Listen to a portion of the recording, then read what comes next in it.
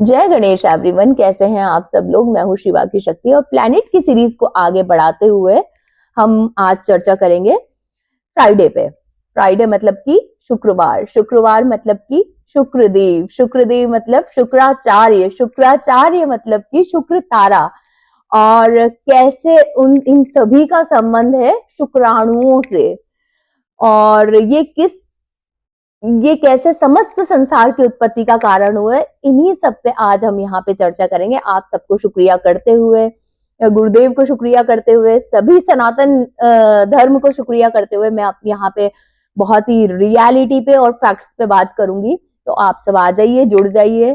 तो जैसा कि मैंने आपको बताया, यहाँ पे जैसे माता पार्वती और माता शंकर के दो पुत्र हुए, ऐसे ही एक गुरु के दो शिष्य थे, बृहस्पति और शुक्रदेव। बृहस्पति यहाँ पे देवताओं के गुरु हो गए, क्योंकि यहाँ पे शुक्रदेव जो थे काफी माहिर थे, बहुत इंटेलिजेंट थे, हर तरह का उन्हें ज्ञान था। और जब गुरुदेव ने बोला कि भाई ये बच्चा तो बहुत ही एक्स्ट्रा इंटेलिजेंट है, एक्स्ट्रा टैलेंटेड है, उन्होंने बोल दिया कि आप कहीं और से ज्ञान लीजिए, क्योंकि आपको हमारी जरूरत नहीं है। ऐसे में महर्षि गौतम के पास यहाँ पे शुक्रदेव चले जाते हैं, वहां से मृत संजीवनी विद्या का ज्ञान प्राप्त करते हैं और भी सारी विद्याएं सीखते हैं, वापिस आते हैं। तब तक देखते हैं कि यहाँ पे तो शुक्रदेव जो है जब लौट के आ रहे हैं तब उन्हें दिखाई दे रहा है कि कुछ और ही माहौल है। यहाँ पे बृहस्पति जी को देवताओं का गुरु बना दिया गया है और बड़े ही उन्हें बुरा लगता है, तकलीफ होती है। प्रतिशोध की यहाँ पे बात उनके मन में आ जाती है और वो वहां से नाराज होके चले जाते हैं और जाके असुरों के गुरु बन जाते हैं। और जैसा कि उन्हें मृत संजीवनी विद्या अपने ऋषि गौतम से मिल गई थी, उनसे प्राप्त हो गई थी, ऐसे में वो अपना जो है मुर्दों को भी जिंदा करने लग गए, मरे हुए लोगों को जिंदा। अब वो ऑब्वियसली, क्योंकि वो गुरु जो है असुरों के हैं, तो देवताओं को तो जीवित करेंगे नहीं। हमारे जो यज्ञ भाग, जो हम पूजा पाठ करते थे, हम हवन यज्ञ की कर रहे हैं यहाँ पे, हमारे जो यज्ञों में जो भी हम आहुतियां डाल रहे हैं, स्वाहा करके हम सोहा शक्ति को अर्पण करते हैं, जो देवताओं का भोग बनती है, उसका जो भाग है वो भी असुर लोग ही ग्रहण करने लगे थे। ऐसे में बड़ा टेंशन हो गया।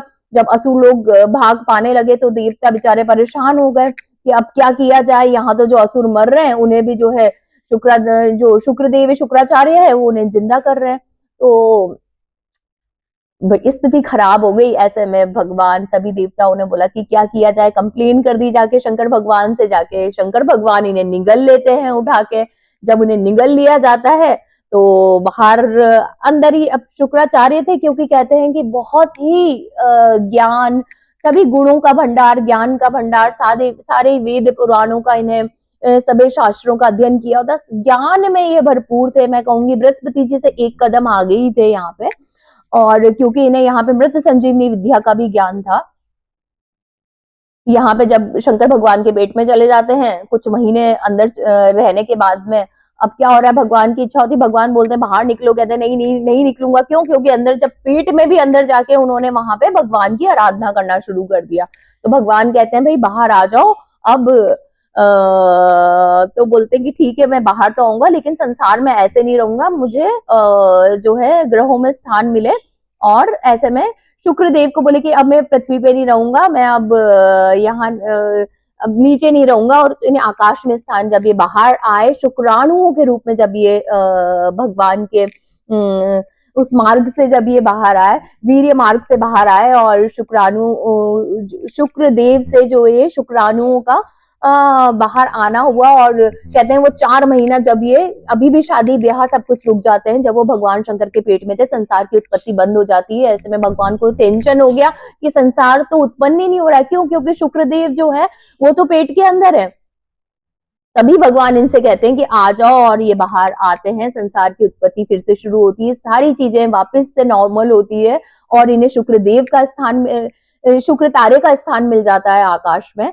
तो कहते हैं इनका रत्न जो है, या तो आप हीरा पहने, या तो कुछ भी व्हाइट जो है, बहुत ही ओपेल इसका रत्न होता है, आप ओपेल पहनेंगे। तो कहते हैं इन रत्नों का भी देखो महत्व होता है, हर चीज का महत्व संसार में, जीवन में अगर आए, हर चीज का महत्व है। बस वो कई बार क्या होता है, हमें मालूम होता नहीं है, हमें जानकारी नहीं होती कि इसका क्या महत्व है। तो महत्व को जाने। बेसिकली जितने भी रंग हैं, इंद्रधनुष में जैसे कहते हैं ना, red, orange, yellow, green, blue, indigo and violet, ये सब जो कलर्स है ये सब प्राकृतिक है।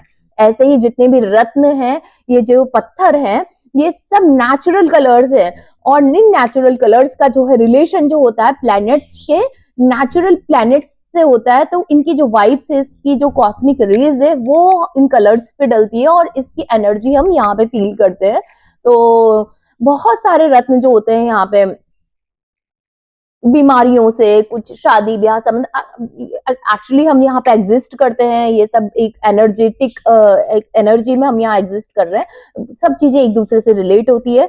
तो प्लीज हम यहाँ पे अभी इस पे ज्यादा चर्चा नहीं करेंगे, और इस पे चर्चा करनी है तो नेक्स्ट वीडियो में बनाऊंगी, उस पे आप जुड़े।